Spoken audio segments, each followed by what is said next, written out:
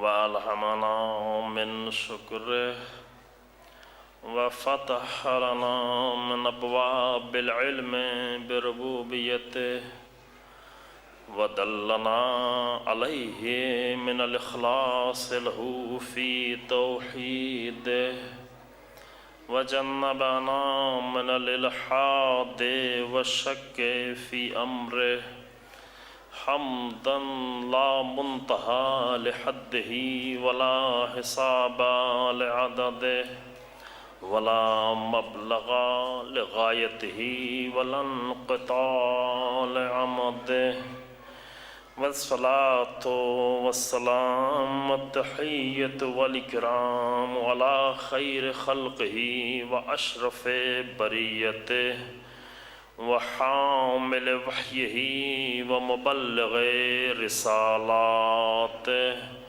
سيد المرسلين خاتم النبيين بالقاسم محمد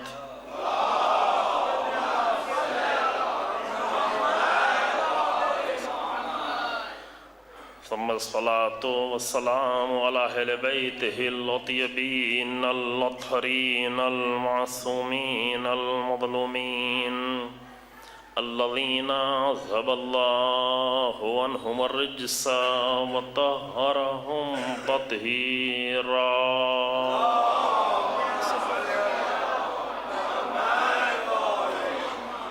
ولعنة الدائمة الباقية على أعدائهم أجمعين أما بعد فقد قالت زينب بنت علي عليهما الصلاة والسلام فوالله لا تمحو ذكرنا ولا تميت وحينا صلوات محمد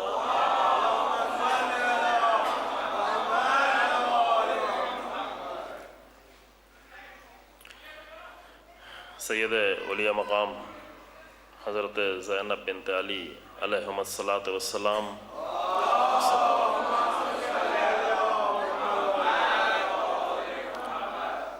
کے کلام کا یہ جملہ ہے جو آپ کی خدمت میں پیش کیا جا رہا ہے ان مجلسوں کے لیے، جس میں جناب زینب سلام اللہ علیہ نے حاکم شام لعین یزید کو مخاطب کر کے یہ فرمایا تھا کہ فقط قیدک وسع سعیک وجاہد مناسب جہدک فواللہ لا تمحو ذکرنا ولا تمیت وحینا ولا تدرک امدنا ولا ترحز عنک آ رہا۔ یہ بیچ کا ایک جملہ ہے جو آپ کے سامنے پیش کیا ہے۔ فرمایا کہ اے یزید، تو جتنا بھی مکر و فریب کرنا چاہتا ہے کر لے، اور تو جتنا بھی سعی و کوشش کرنا چاہتا ہے وہ سعی و کوشش کر لے، لیکن اللہ کی قسم تو ہمارے ذکر کو مٹا نہیں سکتا۔ لا تمحو ذکرنا، خدا کی قسم تو ہمارے ذکر کو مٹا نہیں سکتا، ولا تمیت وحینا، اور نہ ہماری وحی کو تو ختم کر سکتا ہے، ولا تدرک امدنا، اور تو ہماری عظمت و جلالت کو پا نہیں سکتا ہے، ولا ترحز عنک آ رہا، اور نہ ہی ہمارے قتل کے ذریعے سے تیرے دامن پہ جو ذلت کا دبا پڑا ہے اسے کبھی دھو سکتا ہے۔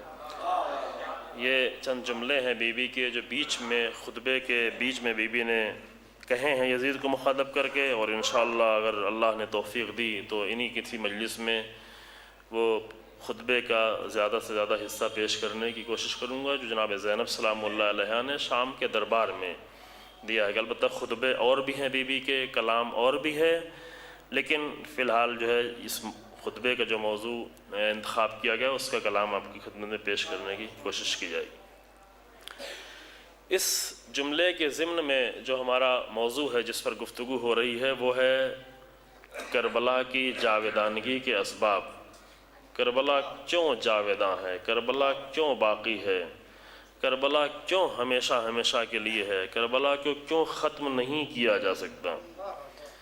یہ نہیں ہے کہ حالات بنتے گئے اور بنتے گئے جس کی بنیاد پر کربلا اس طرح باقی ہو گئی کہ ایک واقعہ ہو گیا تھا، واقعہ ہونے کے بعد لوگ جڑتے گئے اور حالات ایسے بنتے چلے گئے اور ایسے لوگ سمٹتے چلے گئے کہ کربلا کو اس طرح باقی رکھا گیا۔ نہیں عزیزو، بلکہ کربلا کے واقعے کے فوراً بعد اسی وقت میں جناب زینب سلام اللہ علیہا نے یہ یزید کے دربار میں جا کے کہا تھا کہ تو ہمارے ذکر کو کبھی مٹا نہیں سکتا۔ بی بی نے اسی وقت جب سب کو یقین ہو چکا تھا کہ اہل بیت کا خاتمہ کر چکے ہیں، اہل بیت کے گھر کو اجاڑ چکے ہیں اور کسی کو بھی زندہ نہیں چھوڑا ہے چند بیویوں اور ایک بیمار کے سوا، اور ظالم اپنے اس فتح پر خوش ہو رہا تھا، اسی عین خوشی کی حالت میں جناب زینب نے جا کر یہ فرمایا کہ تو ہمارے ذکر کو نہیں مٹا سکتا۔ بس کربلا کی بقا کی ضمانت جناب زینب نے اسی وقت میں لی تھی، یہ نہیں کہ بعد میں ایسے حالات بنتے چلے گئے کہ کربلا باقی ہے۔ لہذا یہ جملہ ہم نے پرسوں کی مجلس میں عرض کیا تھا امامیہ حال میں کہ جناب زینب نے آ کر کربلا کے ایک دن کے واقعے کو ایک مومنٹ میں تبدیل کیا، اور بعد میں ائمہ علیہ السلام نے آ کر اس مومنٹ کو ایک تحریک اور ایک آئیڈیالوجی میں تبدیل کیا، اور کربلا آج آئیڈیالوجی ہے، اور کربلا آج ایک پیغام دے رہی ہے پوری دنیا کو، اور کربلا آج وہ آئیڈیالوجی ہے کہ جس کو ہم کو بھی سمجھنے اور اپنانے کی ضرورت ہے، کیونکہ آئیڈیالوجی اپنائی جاتی ہے، آئیڈیالوجی سمجھی جاتی ہے، آئیڈیالوجی کو انسان اپنے ذکر فکر اور نہ صرف ذکر و فکر بلکہ اپنی زندگی کا حصہ بنا دیتا ہے۔ رسموں میں اور آئیڈیالوجی میں فرق یہ ہے کہ رسموں کا ایک خاص مکان ہوتا ہے، ایک خاص زمان ہوتا ہے، ایک خاص وقت ہوتا ہے، اور رسموں کو فقط وقت میں محدود کیا جاتا ہے اور مکان میں محدود کیا جاتا ہے۔ یعنی قاعدہ یہ ہے جہاں بھی کوئی رسم انجام دی جاتی ہے تو ایک خاص جگہ پہ وہ رسم انجام دی جاتی ہے اور ایک خاص وقت میں وہ رسم انجام دی جاتی ہے۔ رسم کبھی ایسا نہیں ہوتا کوئی رسم جاری ہو، مسلسل باقی ہو، ہمیشہ باقی رہنے والی ہو۔ وقت ہوتا ہے، معین وقت ہوتا ہے، چاہے وہ رسم کیسی بھی رسم ہو۔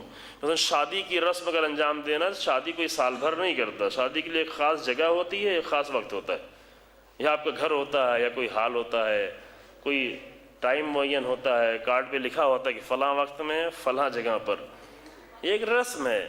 دوسری کوئی رسم انجام پاتی ہے، وہ بھی جتنی بھی رسم ہے، اصل رسموں کا قانون یہ ہے کہ وہ ایک خاص جگہ پہ انجام پائے گی، خاص وقت کے لیے انجام دی جائے گی۔ لیکن آئیڈیالوجی ہمیشہ کے لیے ہوتی ہے، حتیٰ انسان سو رہا ہے تب بھی اس کی آئیڈیالوجی اس کے ساتھ ساتھ ہے، اس سے جدا نہیں ہو سکتی۔ بیدار ہے تو آئیڈیالوجی ساتھ ہے، گھر میں ہے آئیڈیالوجی اس کے ساتھ۔ آئیڈیالوجی میرے خیال سے بنگلور جیسے مجمع میں مجھے وضاحت کرنے کی ضرورت نہیں ہے، آئیڈیالوجی کو سب لوگ سمجھتے ہیں۔ اردو میں اس کو مکتب کہا جاتا ہے، لیکن مکتب کہنے میں اور خطرہ ہے، کیونکہ اگر مکتب کہیں گے تو بچوں کا ذہن جو ہے وہ مولوی والے مکتب کی طرف چلا جائے گا۔ آئیڈیالوجی یعنی جہاں پر اصولوں کا ایک سسٹم، جہاں پر زندگی کے اہم اصولوں کا ایک پورا نظام موجود ہو، اس کو آئیڈیالوجی کہتے ہیں۔ یعنی فقط یہ نہیں کہ ایک فکری مسئلہ ہے، فقط یہ نہیں کہ ایک فلسفہ ہے، فلسفی کو آئیڈیالوجی نہیں کہتے۔ ممکن ہے کہ فلسفی سے مدد لی جائے آئیڈیالوجی میں، لیکن فقط فلسفی کو آئیڈیالوجی نہیں کہتے۔ آئیڈیالوجی یعنی ایک زندگی کے مکمل عملی اور فکری، دونوں عملی اور فکری نظام کا ایک حصہ۔ مثلا اسلام ایک مکمل آئیڈیالوجی کا نام ہے۔ اسلام کو اگر رسم بنایا گیا جیسا کہ ہم نے بنا رکھا ہے تو ہم رسم آ کر مسجد میں آ کر نماز کی رسم ادا کر دیتے ہیں، ماہ رمضان آتا ہے تو روزے کی رسم ادا کر دیتے ہیں، چونکہ رسموں کا قانون یہی ہے کہ خاص وقت میں ہوگی رسم اور خاص جگہ پہ ہوگی، یا تو وہ وقت میں محدود ہوگی یا تو وہ جگہ میں محدود ہوگی یا دونوں چیز میں محدود ہوگی، رسم یہ ہوتی ہے۔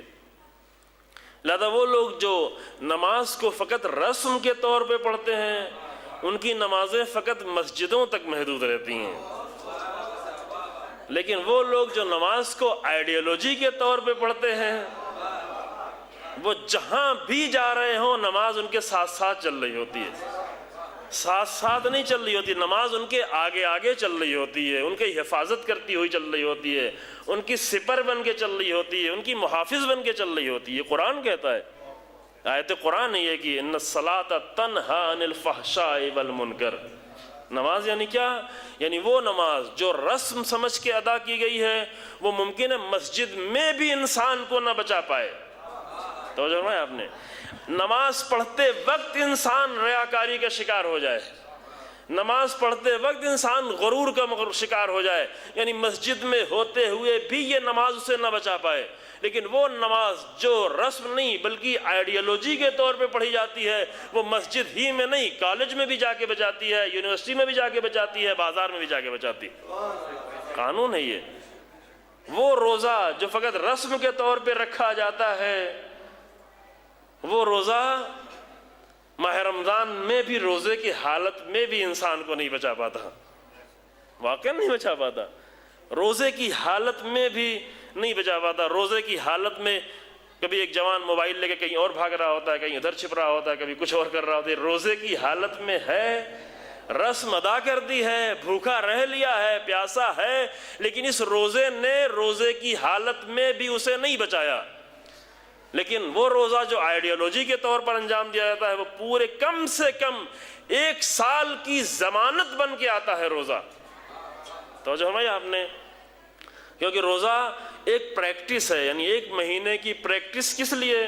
تاکہ سال بھر کے لیے انسان کو محفوظ کر دیا جائے۔ جس طرح سے ایک فوجی کو چند مہینے کی پریکٹس دی جاتی ہے تاکہ اس پریکٹس کے ذریعے سے وہ زندگی بھر اپنے ملک کی اور اپنے ملک کی زمین کی، اپنے ملک کی عزت کی حفاظت کرے، یہ چند مہینے کی پریکٹس کا نتیجہ ہے کہ زندگی بھر وہ اپنے ملک کی عزت کی حفاظت کرے۔ یہ روزہ بھی 1 مہینے کی پریکٹس ہے تاکہ انسان سال بھر اپنے نفس کی عزت کی حفاظت کرے۔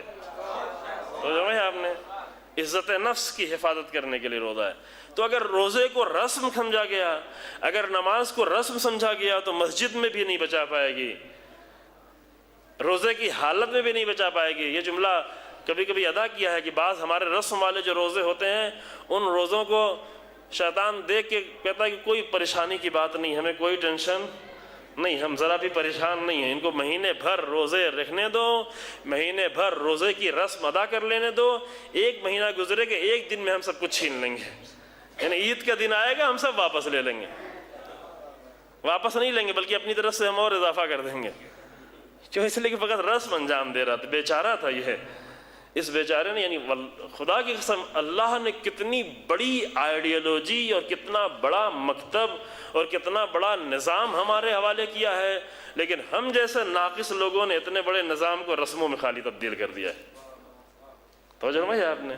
تو اصل شیطان کو کوئی فکر ہمارے روزوں سے کوئی فکر نہیں ہوتی، البتہ شاید آپ کے روزوں سے ہوتی ہو انشاءاللہ، لیکن ہم جو رسم فقط ادا کر رہے ہوتے ہیں تو شیطان کو کوئی پریشانی نہیں ہوتی، کوئی بات نہیں، مسئلہ نہیں۔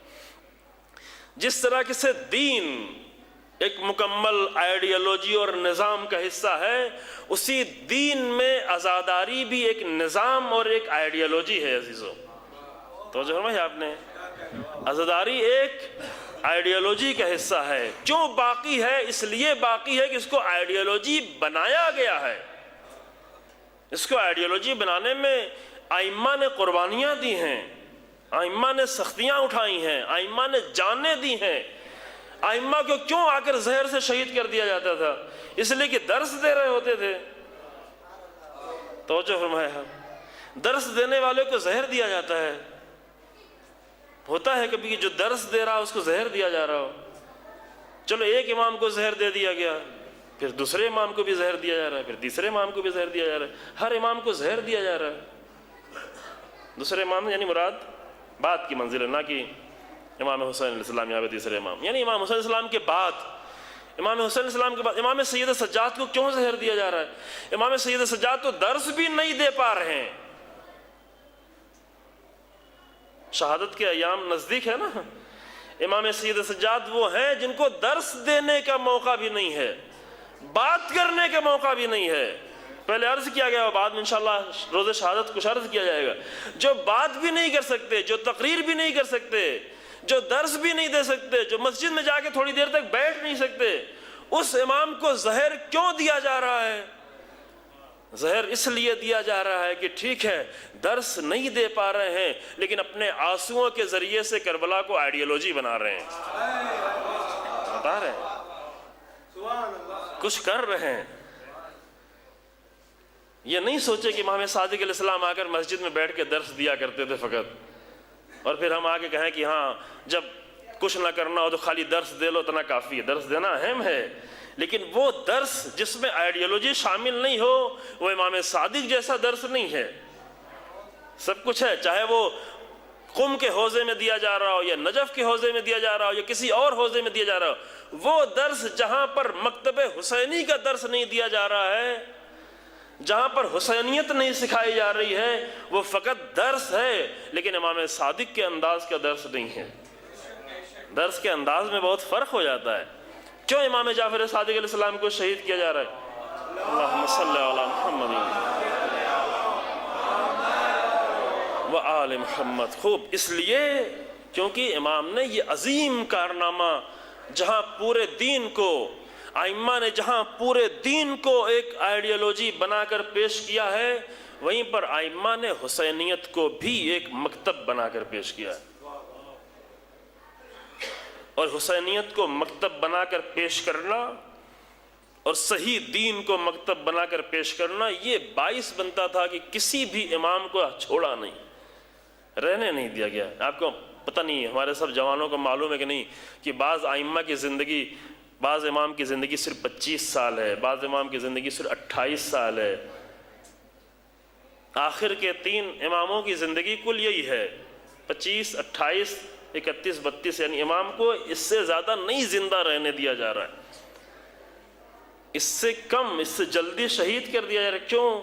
اس لیے کہ جو کچھ بھی کر رہے ہیں، چونکہ آگے بڑھتے بڑھتے یہ آئیڈیالوجی مضبوط ہوتی چلی جا رہی تھی، یہ آئیڈیالوجی قوی ہوتی چلی جا رہی تھی، کربلا آئیڈیالوجی بن کر آگے بڑھتی چلی جا رہی تھی۔ کربلا نے بڑی بڑی طاقتوں کو مشکل میں ڈال رکھا تھا، کربلا نے بنی امیہ کی حکومت کو بہت جلدی ختم کر دیا۔ وہ بنی امیہ کی حکومت جس کے بارے میں لوگ تصور یہ کرتے تھے کہ اتنی بڑی حکومت کی ہوگی کہ یہ تو ہزاروں سال میں بھی نہیں ختم ہوگی، ایسی حکومت بن گئی تھی ایک زمانے میں، جس نے آ کر امام حسن علیہ السلام سے حکومت چھین لی، جس حکومت نے آ کر علی بن ابی طالب امیر المومنین علیہ السلام کی حکومت کو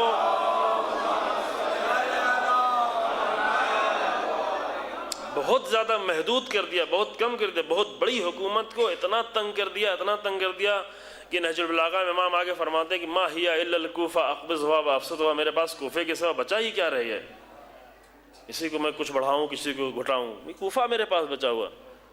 وہ حکومت جو اتنی زیادہ مضبوط ہو گئی، البتہ اس حکومت کی وجہ سے نہیں ایسا ہوا تھا، یہ ایک الگ موضوع ہے اور ابھی تک توفیق نہیں ہو پائی یہاں پر گفتگو کرنے کی اس پہ کہ کیوں ایسا ہوا تھا، کیوں امام کی حکومت اتنی تنگ ہوتی چلی گئی تھی، کیا دشمن اتنا زیادہ مضبوط ہو گیا تھا؟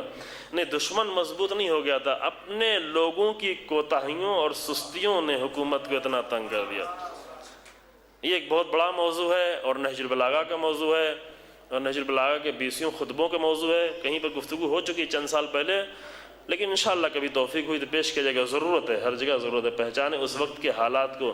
یہ نہیں کہ امام کا دشمن اتنا قوی ہو گیا تھا کہ امام دشمن کے مقابلے میں اور دشمن کے سامنے کمزور ہوتے چلے گئے تھے، نہیں، امام کو ان لوگوں نے کمزور کر دیا، اپنے اس لشکر نے کمزور کر دیا کہ جو ایک وقت امام کے ساتھ جا کر دشمن پہ تلوار چلا رہا تھا، اور تھوڑی دیر بعد نادانی کے نتیجے میں اور سستی کے نتیجے میں اور بے بصیرتی کے نتیجے میں وہی تلوار لے کر امام علی علیہ السلام کے سامنے آگے کھڑا ہو گیا۔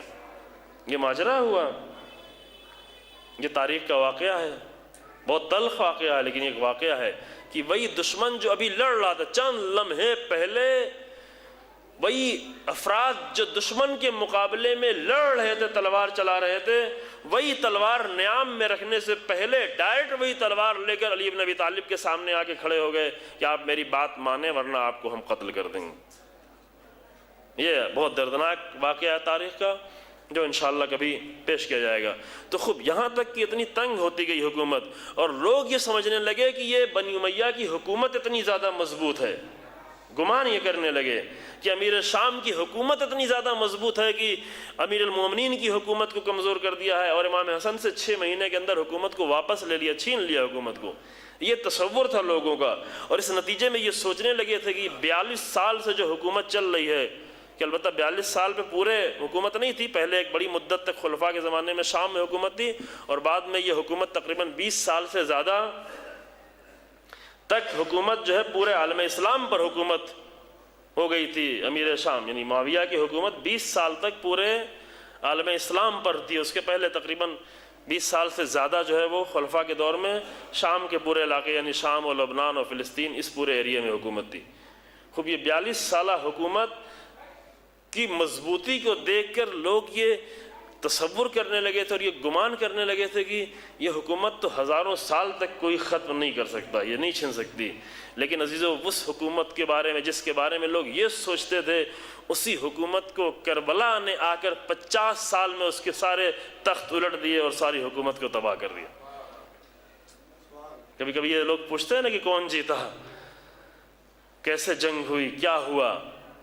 کربلا وہ جنگ تھی کہ جہاں پر گردنوں نے تلواروں پر حکومت کی ہے، جہاں پر خون نے تلواروں پر فتح حاصل کی ہے۔ کربلا وہ جنگ ہے۔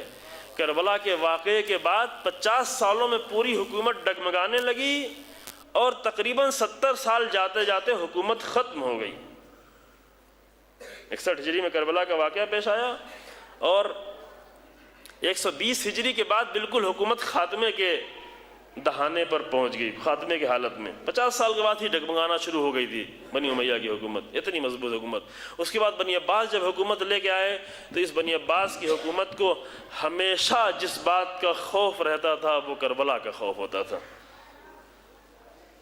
ائمہ نے جو پیش کیا تھا کربلا کو، اور کربلا نے جو اثر ڈالا تھا عالم اسلام میں، اور جناب زینب کی تحریک نے جو کربلا کا اثر ڈالا تھا عالم اسلام میں، وہ خوف اتنا زیادہ تھا کہ ہارون رشید اور مامون اتنی بڑی حکومتیں لے کر اور اتنی طاقت رکھتے ہوئے بھی ہمیشہ کسی زندانی سے ڈر رہے ہوتے تھے، کسی درس دینے والے سے ڈر رہے ہوتے تھے، خوف زدہ تھے۔ امام کاظم علیہ السلام کو فقط زندانوں میں، ایک زندان سے دوسرے زندان میں، دوسرے زندان سے تیسرے زندان میں، کبھی تھوڑا سے فرصت ہوتی تھی پھر دوبارہ زندان میں، مسلسل 14 سالوں تک جس کو زندانوں میں رکھا گیا تھا۔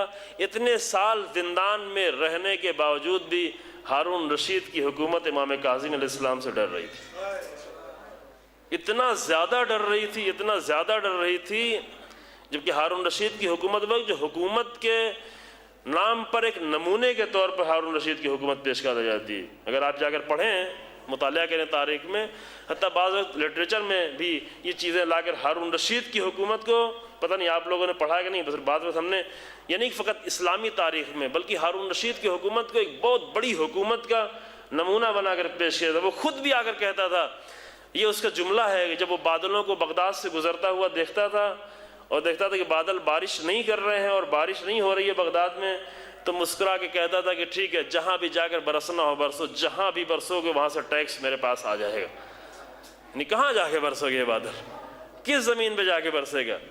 جس زمین پہ بھی جا کے یہ بادل برسے گا اور وہاں سے جو بھی اناج پیدا ہوگا، جو بھی غلہ پیدا ہوگا، اس کا ٹیکس ہمارے پاس آ جائے گا، بغداد واپس آنا پڑے گا، برسے گا کہیں لیکن بغداد واپس آنا پڑے گا۔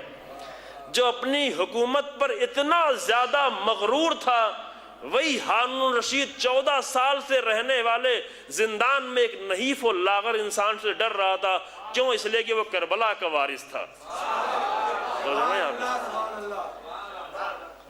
اس لیے کہ وہ حسین ابن علی کا وارث تھا، اس لیے کہ حسینیت کی آئیڈیالوجی کا وہ وارث تھا، اس لیے خوف زدہ تھا۔ اور یہ خوف اتنا بڑھتا گیا، اتنا بڑھتا گیا، اتنا بڑھتا گیا کہ جانتا تھا کہ ایسے انسان کو قتل کرنا کتنا بڑا جرم ہے۔ یہ ہارون بھی جانتا تھا، ہارون نادان نہیں تھا، مامون نادان نہیں تھا۔ مامون رشید وہ تھا جو اپنے دربار میں بیٹھ کر علی ابن ابی طالب کی ولایت کے لیے مناظرے کرواتا تھا اور علی ابن ابی طالب کی ولایت کو ثابت کرواتا تھا۔ سمجھ رہے ہیں؟ یہ بہت مناظرے موجود ہیں، مامون رشید وہ تھا۔ لیکن یہی مامون رشید اتنے ولایت کے مناظرے کروانے کے باوجود بھی امام رضا علیہ السلام سے ڈر رہا ہوتا تھا۔ کیوں؟ اس لیے کہ کربلا کے وارث، اس نے شہید بھی کیا۔ سب کچھ جانتے ہوئے شہید کیا کہ ان کا قتل کرنا کتنا بڑا جرم ہے۔ ہارون یہ جانتا تھا کہ امام کاظم علیہ السلام کا قتل کرنا کتنا بڑا جرم ہے، لیکن کربلا کا خوف اتنا مسلط ہوتا جا رہا تھا کہ مجبور ہوتے گئے قتل کرنے پر۔ تو ایسا نہیں ہے کہ امام، ہم کہیں کہ امام خاموش تھے تو ہماری طریقے سے خاموش تھے، نہیں، امام کی خاموشی میں بھی بہت سارے راز چھپے ہوتے تھے، امام کی خاموشی میں بہت ساری حرکت چھپا ہوتی، بہت ساری تحریک چھپی ہوتی تھی، امام کے زندان کی زندگی میں بھی تحریک چھپی ہوتی تھی، امام کے ایک ایک جملے میں تحریک چھپی ہوتی تھی۔ ایک جملہ، اگر امام آتے ہیں زندان سے اٹھا کر امام کو لایا گیا کسی وجہ سے ہارون رشید منصور کے دربار میں، اور منصور دیکھ رہا ہے کہ ایک مکھی ہے جو اسے بار بار پریشان کر رہی ہے، کبھی ادھر سے آتی ہے کبھی ادھر سے آتی ہے، مکھی ہے، ایک معمولی سی مکھی۔ قرآن کی آیت ہے کہ تم ساری دنیا سب مل کے جمع ہو جاؤ، لیکن ایک مکھی جیسی مخلوق کو بھی پیدا نہیں کر سکتے، نہیں پیدا کر سکتے۔ بعض لوگوں نے کہا کہ قرآن کا جواب لائیں گے، یہ اس آیت پہ پہنچے گا کہ نہیں، قرآن کا جواب نہیں لا سکتے۔ تم مکھی جیسی ایک مخلوق کو پیدا، پھر اس کا قرآن اتنی نہیں بلکہ کہتا ہے اگر مکھی تم سے کچھ چھین کے لے کے چلی جائے تو اسے واپس نہیں لے سکتے، آیت ہے قرآن کی، اگر تم سے کچھ چھین کے لے کے چلی جائے تو تم اسے واپس نہیں لے سکتے۔ یہ منصور پریشان تھا، کبھی ادھر کرتا تھا کبھی ادھر ہاتھ مارتا تھا۔ اسی درمیان میں امام موسی کاظم علیہ السلام دربار میں داخل ہوئے،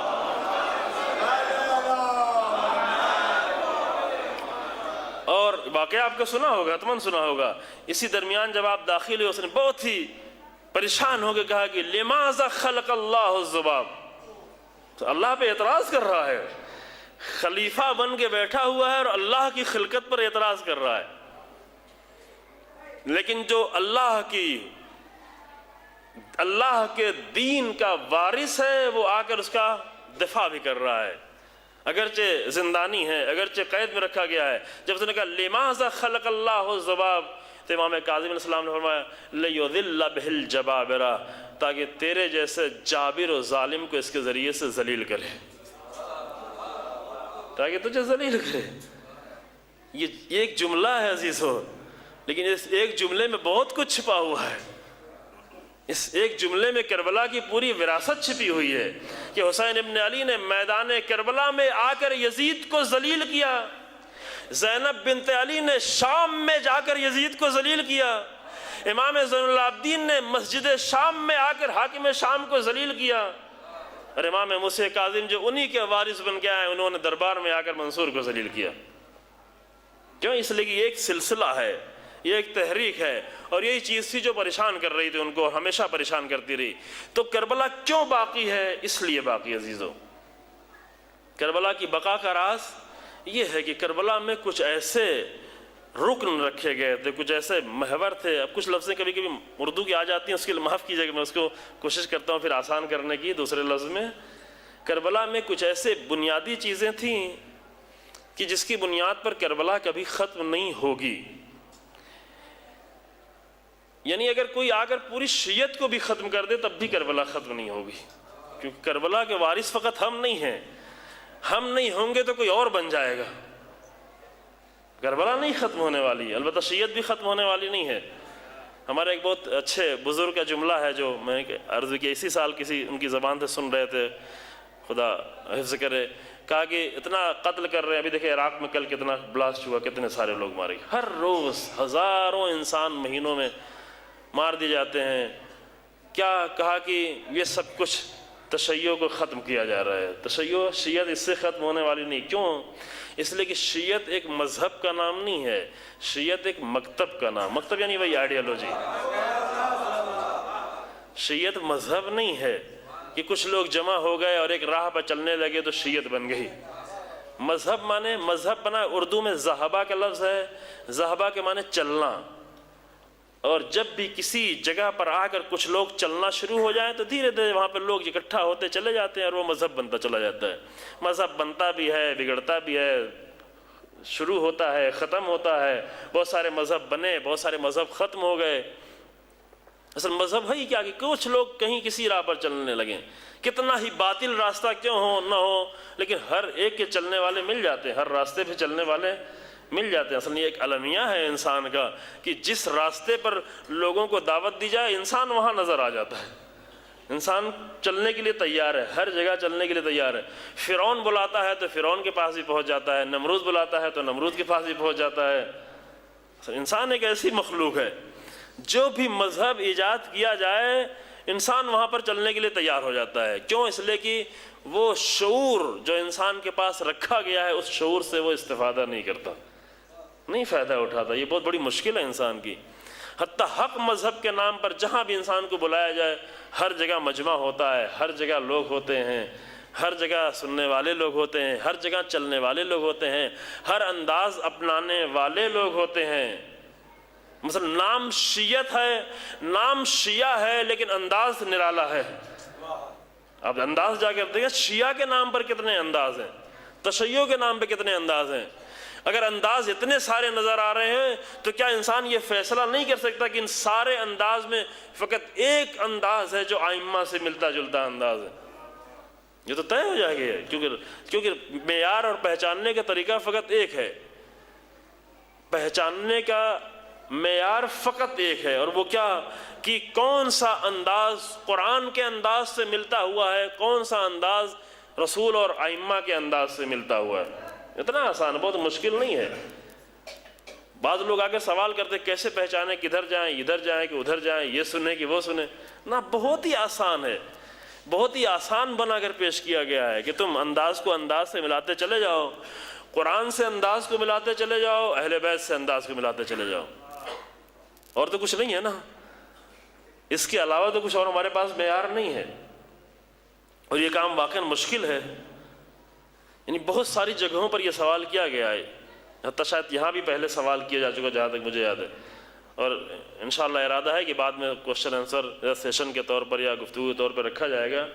یوں بھی بیچ میں ہم بریکٹ میں اعلان کر دیں کہ جو آپ کے سوالات اگر ہوں گے تو انشاءاللہ دیتے رہیں گے، تاکہ بعد میں اس سے اگر جو مفید ہوگا آپ کے سامنے اس کے جواب بھی پیش کیا جائے گا۔ لیکن یہ ایک اہم مسئلہ ہے، یعنی نام شیعت کا نام ہوتے ہوئے اتنے سارے انداز نظر آ رہے ہوں، اور اتنے سارے انداز میں انسان کو پہچاننا مشکل ہو رہا ہے کون سا انداز صحیح ہے۔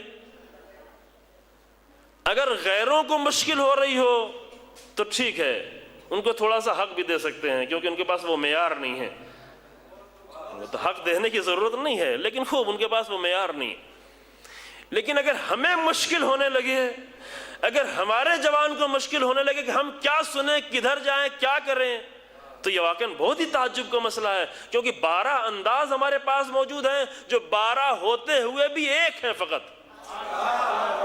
مزہ اسی میں ہے، اس کا حسن یہی ہے کہ ہے 12 لیکن ایک ہے، کیونکہ وہ انداز کبھی انداز سے انداز نہیں بدلتا۔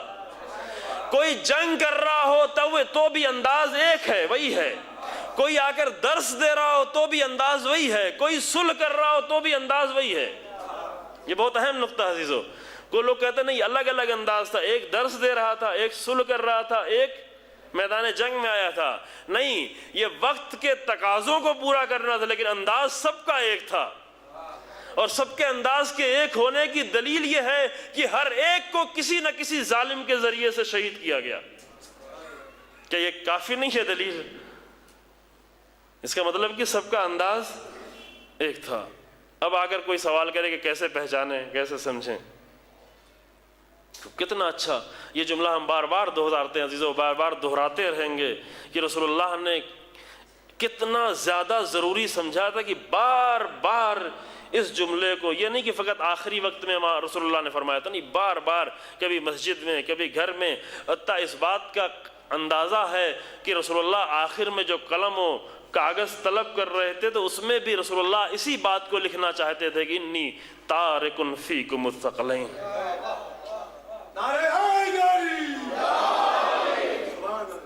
یہ کیا ہے؟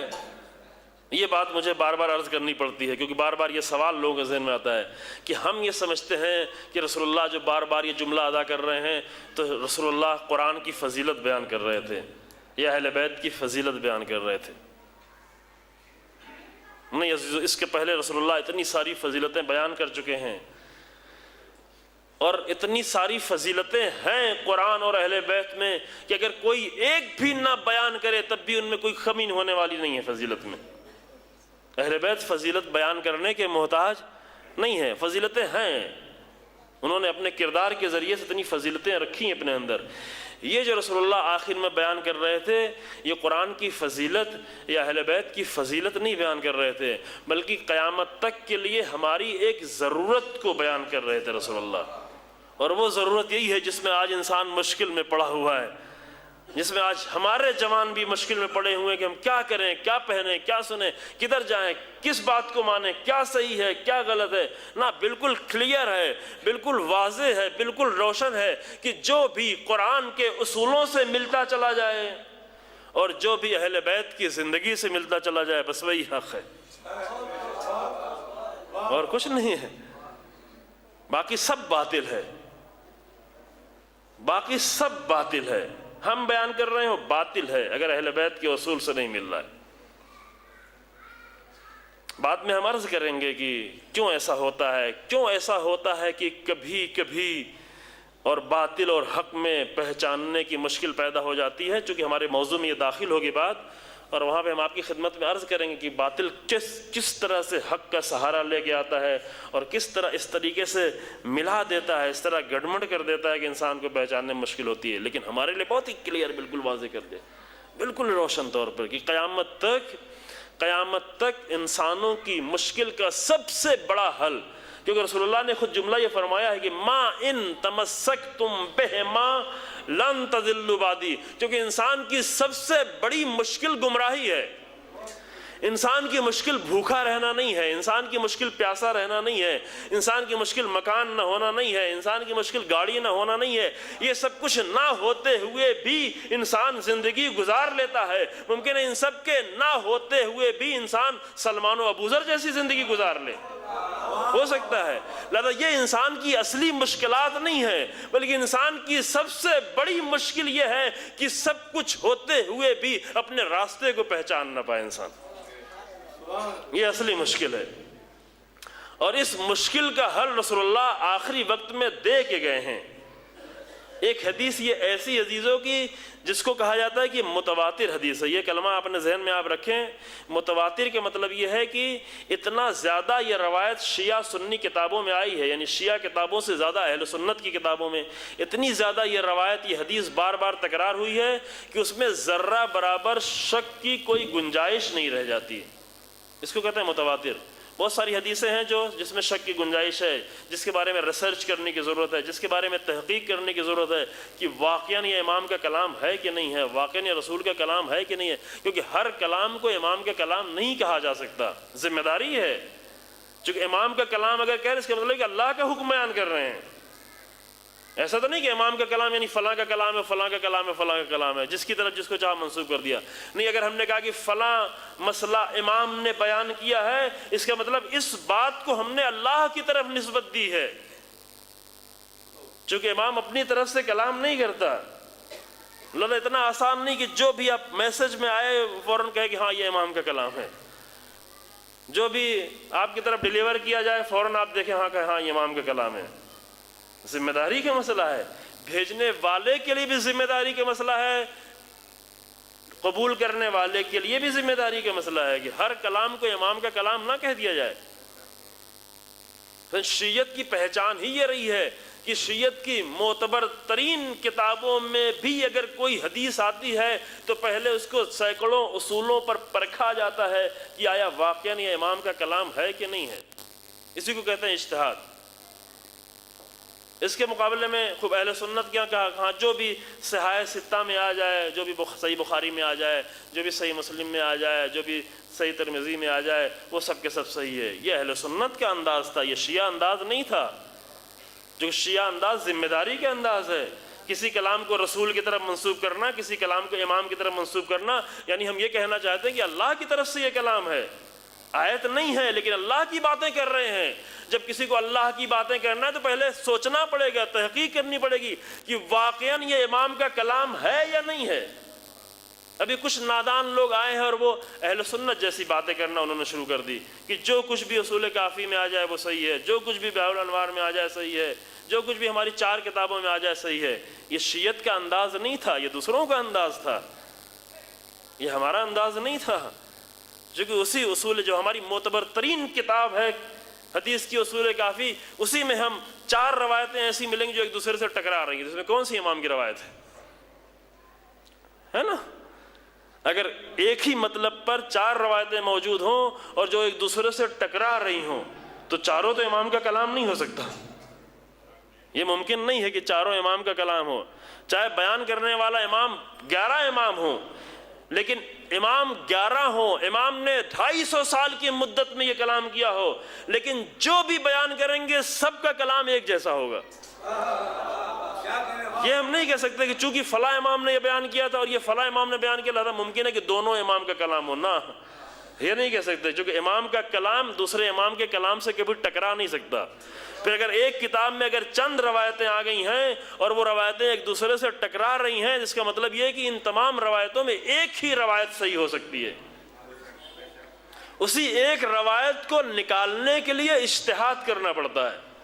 مجتہد کو یہ حق حاصل نہیں ہے کہ اپنی طرف سے کوئی ایک کلام بیان کر دے.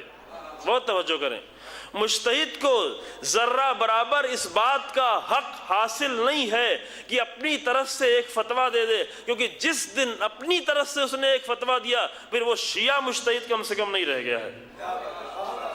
چونکہ دوسروں کے ہاں یہ پایا جاتا ہے کہ وہاں قیاس کر سکتے ہیں، وہاں استحسان کر سکتے ہیں، وہاں استصواب کر سکتے ہیں. یہ ہمارے یہاں نہیں ہے، یہ دوسروں کے یہاں کہ قیاس کر سکتے ہیں. یعنی مسئلہ قیاس یعنی کیا؟ یعنی مسئلہ سامنے آیا، سمجھ میں نہیں آ رہا ہے، کوئی حدیث نہیں مل رہی ہے، جو کہ بہرحال وہاں حدیث بھی محدود ہے، چونکہ ساری حدیثیں رسول اللہ سے ہیں، چونکہ ائمہ سے تو حدیث نہیں لی. اہل سنت بیچاروں کی ایک مشکل یہ ہے کہ انہوں نے اہل بیت سے آ کر حدیث نہیں لی. خدا کرے کہ وہ زمانہ آئے کہ لیں.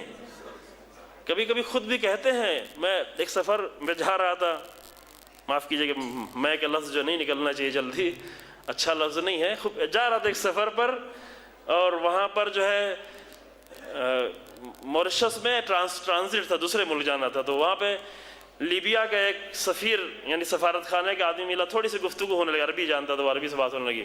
جب تھوڑی سی بات ہوئی معلوم کہ بتایا کہ ہم شیعہ ہیں، امامہ بھی لگائے ہوئے تھے. اس نے شاید پتہ نہیں ایک سفر میں امامہ لگا گئے تھے، تو پتہ نہیں اسی سفر میں صحیح نہیں یاد آ رہا ہے. اس کو اندازہ ہو گیا کہ ہم شیعہ ہیں، تو کہا کہ ہاں آپ وہ لوگ ہیں جو اہل بیت سے دین کو لیتے ہیں. ہم نے کہا یہ فخر ہے ہمارا کہ ہم اہل بیت سے دین کو لیتے ہیں. یعنی متوجہ بھی ہیں کہ اہل بیت سے ہم دین کو لے رہے ہیں. یہ متوجہ ہیں کہ ہم نے دین کو اہل بیت سے لیا ہے، اور اس بات پر ہم فخر کرتے ہیں کہ اہل بیت سے دین لیا. آپ نے جس سے لیا ہے خدا آپ کے لیے مبارک ہو، لیکن دعا یہ ہے کہ آپ بھی اہل بیت سے دین لینا سیکھ لیں، کیونکہ لینا تو پڑے گا. ممکن ہے آپ کی نسل گزر جائے، بعد کی نسلیں لیں، لیکن ہر ایک کو اہل بیت کے در پر آنا پڑے گا. یہ اللہ کا فیصلہ ہے عزیزو، یہ اللہ کا فیصلہ ہے کہ ہر ایک کو اہل بیت کے در پہ آنا پڑے گا. خوب، تو اہل بیت کے ہاں جو حدیثیں ہیں، جو حدیثیں ہماری کتابوں میں ہیں، انداز ہمارا یہ کہ ہر حدیث کو اچھی طریقے سے پرکھا جاتا ہے. پہلے یہ طے ہو جائے کہ واقعاً یہ امام کی حدیث ہے یا امام کی حدیث نہیں ہے.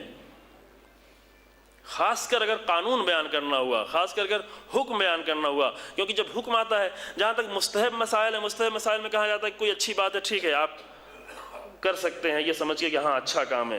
لیکن جہاں یہ کیا جائے کہ یہاں پر حکم خدا بیان کیا جا رہا ہے، تو حکم خدا کو بیان کرنے کے لیے اتنی زیادہ تحقیق کرنی پڑتی ہے. کبھی کبھی ایک مسئلے کو کئی مہینے تک درس چلتا ہے، 1000 لوگ شرکت کر رہے ہوتے ہیں، بحث ہوتی ہے، اس بحث کے نتیجے میں ایک مسئلہ کلیئر ہوتا ہے پوری طریقے سے. اتنا آسان بھی نہیں ہے کہ چلو ہم بحر الانوار اٹھا کے پڑھ کے اس کا ترجمہ پڑھ لیں اور ہم سمجھ جائیں کہ ہاں دین یہ ہے. ابھی دین تو ایسے لوگ بھی ایک مشکل ہی ہے کہ دین ایسے لوگ بھی بیان کرتے ہیں جو بحر الانوار بھی نہیں پڑھتے، جنہوں نے حوضے کے چہرہ بھی نہیں دیکھا ہے، جنہوں نے کتاب بھی نہیں دیکھی ہے، جنہوں نے اگر نہیں معلوم مثلا دین کی کوئی کتاب نہیں پڑھی ہے، نہیں معلوم جنہوں نے قرآن کو نہیں پڑھا ہے، قرآن کے اصولوں کو نہیں سمجھا ہے، قرآن کے اصولوں کو نہیں پہچانا ہے. ٹھیک ہے، اگر وہ آگر تاریخ بیان کرنا چاہیں تو تاریخ بیان کریں. تاریخ پڑھنے والا تاریخ بیان کرنے کا حق رکھتا ہے، دین بیان کرنے کا حق نہیں رکھتا. دونوں میں فرق ہے عزیزو. شاعری کرنے والا شعر پڑھنے کا حق رکھتا ہے، دین بیان کرنے کا حق نہیں رکھتا. دین کا مسئلہ الگ ہے. دین کا مسئلہ بیان کرنے کے لیے ذمہ داری کی بات ہے. ذمہ دار انسان چاہیے ہے دین بیان کرنے کے لیے، جس کا پورا تسلط ہے دین پر، جس کا قرآن کے اصولوں پر، قرآن کی فقط آیتوں پر نہیں. دیکھیں فرق ہے، یہ نہیں کہ قرآن پڑھ لیا ہے، قرآن کی آیتوں کا ترجمہ آ گیا ہے، قرآن کی آیتوں کے معنی آ گئے ہیں، قرآن حفظ ہو گیا. ان سب سے نہیں مسئلہ حل ہوتا، بلکہ قرآن کی آیتوں کے درمیان سے اصولوں کو نچوڑنا اور نکالنا. اصول اور ہیں، قصے اور ہیں، پرنسپلز اور ہیں، فارمولے اور ہیں، قانون اور ہیں، قصے اور ہیں، کہانیاں اور ہیں. قرآن کے قصے اور کہانیاں پڑھ کر دین سمجھ میں نہیں آتا، بلکہ قرآن سے اصولوں کو نکال کر دین سمجھ میں آتا ہے. یہ مسئلہ اہم مسئلہ ہے. تو اہل بیت علیہ السلام نے آ کر یہ پیش کیا ہے، اور رسول اللہ نے انہی اہل بیت کو فرمایا انی تارک فیکم ثقلین. کیا میں بتا رہا ہوں؟ قیامت تک تمہارے زندگی کی سب سے بڑی مشکل کا حل یہ حدیث ہے. پتہ نہیں اس پہلو سے آپ نے اس حدیث کی طرف دیکھا ہے کبھی کہ نہیں دیکھا ہے.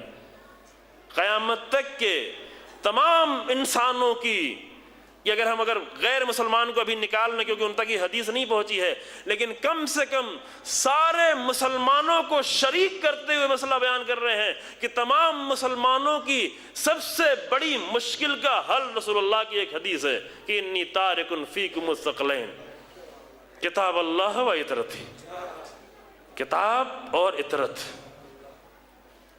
جو کبھی ختم ہونے والے نہیں. کربلا یعنی کیا؟ کربلا یعنی وہ کہ جو آ کر کتاب کی بھی حفاظت کرے، اطرت کی بھی حفاظت کرے. کربلا میں حسین ابن علی انداز بچانے کے لیے آئے ہیں، جان دینے نہیں آئے ہیں فقط، بلکہ جان دے کر کچھ انداز بچانے آئے ہیں. اسی لیے جب مکے سے نکلنے لگے تو امام نے لکھا اور لکھ کے کہا کہ میں کیوں جا رہا ہوں؟ اس لیے جا رہا ہوں کہ اريد ان آمر بالمعروف وانهى عن المنکر واسیر بسیرت جدی وابی علی ابن ابی طالب. میں کیوں جا رہا ہوں کربلا؟ اس لیے جا رہا ہوں تاکہ کربلا جا کر رسول اللہ اور اپنے بابا علی ابن ابی طالب کی سیرت پہ چل کر ان کے انداز کو زندہ کر دوں.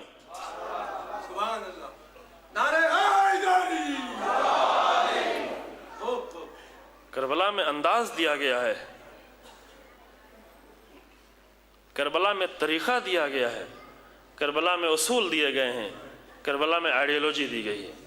یہ باقی ہے اور یہ کبھی ختم ہونے والی نہیں ہے. ایک میں دوسری بات آج شروع کرنا چاہتا تھا لیکن نہیں، میرے خیال سے وقت اب گنجائش نہیں رہ گئی ہے کہ وہ ایک ایک اصول اور وہ ایک ایک نقطے آپ کی خدمت میں، البتہ سینکڑوں ہوں، اس میں سے ہم چند آپ کی خدمت میں پیش کریں گے جس کی بنیاد پر کربلا باقی ہے. وہ کون سے اصول ہیں اور وہ کون سے اقدار ہیں جس کی بنیاد پر کربلا کبھی ختم ہونے والی نہیں. ہم بھی ختم ہو جائیں لیکن کربلا ختم نہیں ہوگی، کیونکہ کربلا کو آئیڈیالوجی کے طور پر، وہ بزرگ کی بات رہ گئی بیچ میں، وہ یہ بیان کر رہے تھے کہ آج اتنے لوگوں کو قتل کیا جا رہا ہے، اتنے سارے لوگوں کو مارا جا رہا ہے تاکہ شیعہ کو ختم کر دیں. آج تو اتنے 22 کروڑ کی تعداد میں شیعہ، آج مار کے ختم کرنا چاہتے ہو، جب شیعوں کی تعداد اتنی کم تھی کہ جو شیعہ تھے وہ بھی اپنے آپ کو شیعہ نہیں کہہ پاتے تھے. اس وقت تو تم ڈھونڈ ڈھونڈ کے مارتے رہے اور قتل نہیں کر پائے، ہے نا؟ اس وقت ڈھونڈ ڈھونڈ کے مارا، اس وقت تو تم ختم نہیں کر پائے. جب لوگ کہتے ہوئے ڈرتے تھے کہ میں شیعہ ہوں، واقعات موجود، لوگ کہتے ہوئے ڈرتے تھے کہ ہم اہل بیت کے خاندان سے ہیں. ایسے واقعات پیش آئے.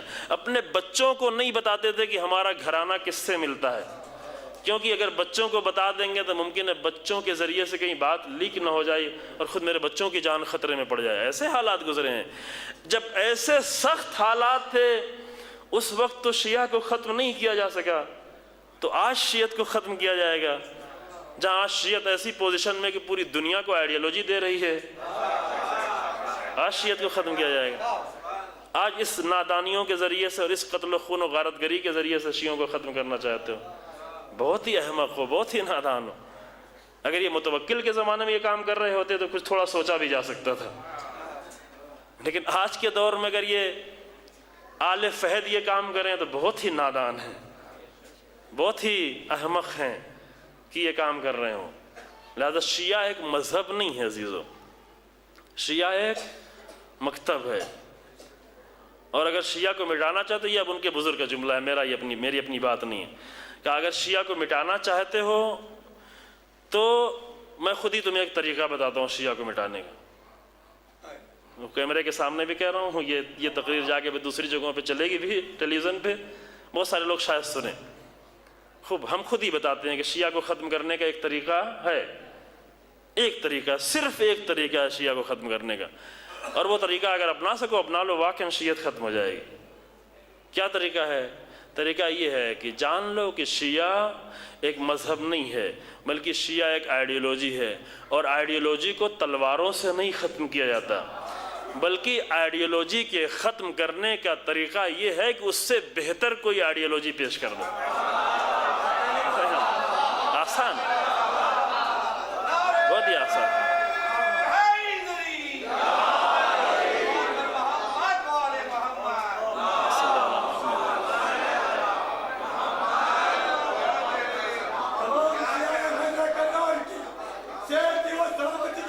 تھوڑا مختصر ہے.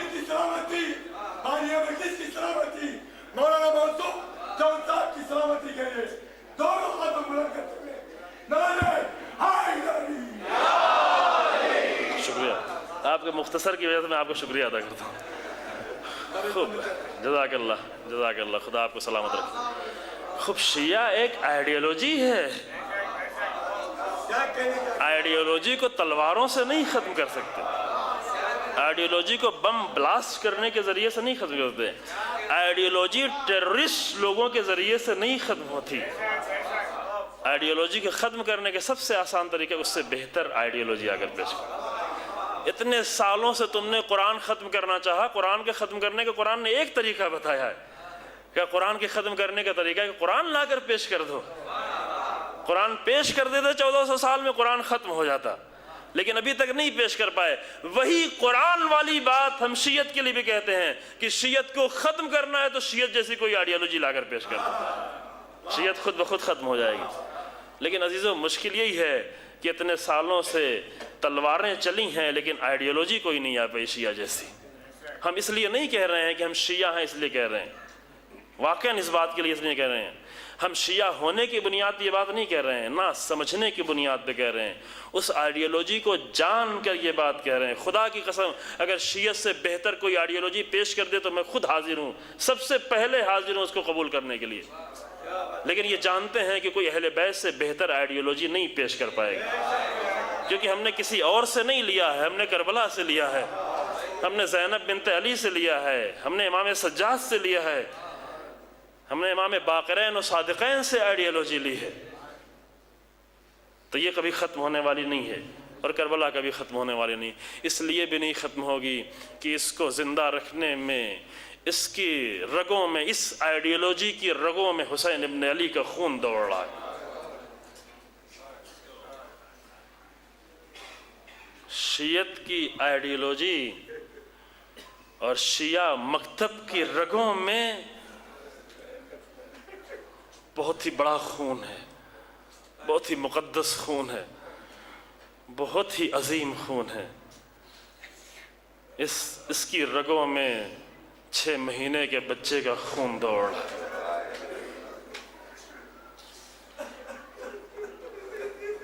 اس آئیڈیالوجی کی رگوں میں شبیہ پیغمبر کا خون دوڑ رہا ہے. کم ہے یہ؟ اس آئیڈیالوجی کی رگوں میں کربلا کے علمدار کا خون دوڑ رہا ہے. اس آئیڈیالوجی کی رگوں میں زینب کے خطبے دوڑ رہے ہیں، سید سجاد کا انداز دوڑ رہا ہے. لہذا اس کو نہیں ختم کر سکتے. کس طرح زینب آئی تھی، کس طرح دوڑایا ہے اس خون کو، کس صبر کے ساتھ، کس یقین کے ساتھ، کس اعتماد کے ساتھ، کس عظمت کے ساتھ، کہ بی بی جب 11 محرم کو اپنے بھائی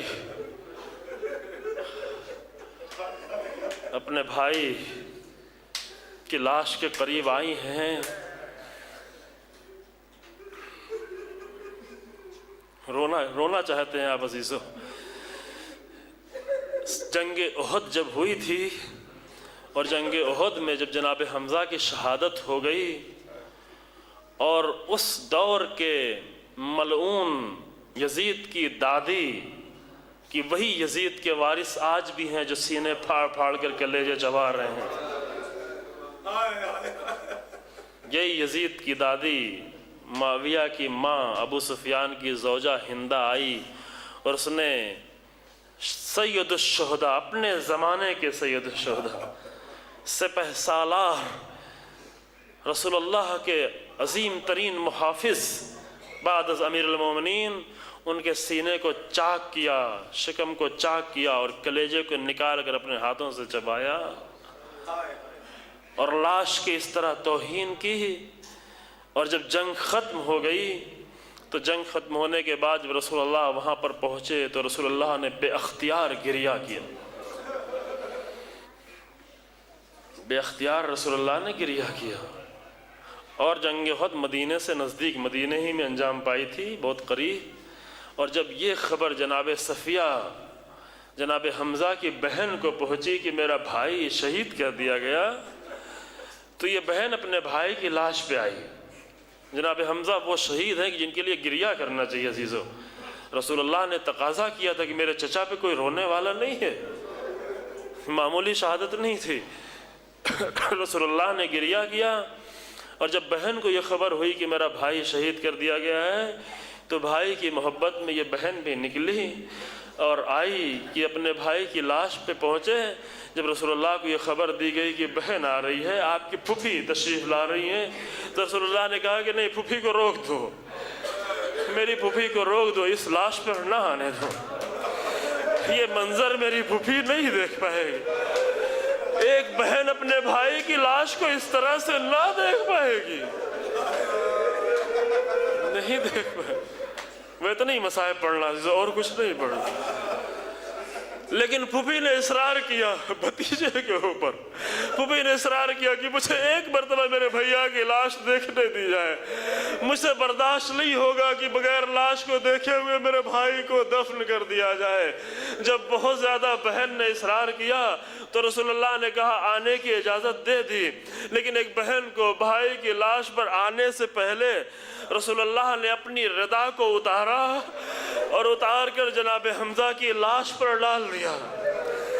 لیکن لاش کو ڈالنے کے بعد بھی چونکہ ردا چھوٹی ہوتی ہے اور جناب حمزہ بھی طویل القامت تھے، قد بلند تھا اور پیر کھلے ہوئے تھے، اگرچہ یہ پیر زخمی نہیں تھے لیکن پھر بھی رسول اللہ نے کہا کہ کچھ گھاس پھوس پتے لا کر جناب حمزہ کی لاش پر ڈال دیا جائے تاکہ جب ایک بہن آئے تو یہ منظر نہ دیکھنے پائے۔ اللہ اللہ، زینب شام غریبہ میں بھی بھائی کی لاش پہ آئی تھی، لیکن جب شام غریبہ میں زینب آئی تھی تو رات کے اندھیرے میں وہ سارے زخم زینب دیکھ نہ سکی تھی، لیکن جب 11 محرم کو زینب دن کے اجالے میں بھائی کی لاش میں آئی ہے تو ان زخموں کو زینب کیسے شمار کرے؟ اتنے زخم ہے حسین کے لاش میں، بس ذہن لاش کے قریب بیٹھ گئی اور بیٹھ کے کہتی ہے انت اخل حسین، کیا تم میرے بھائی حسین ہو؟ اگر تم زینب کے بھائی حسین ہو تو زینب کیوں نہیں پہچانتی؟ اے میرے بھیا، آپ کا سر کہاں ہے؟ سر کا ماما کہاں؟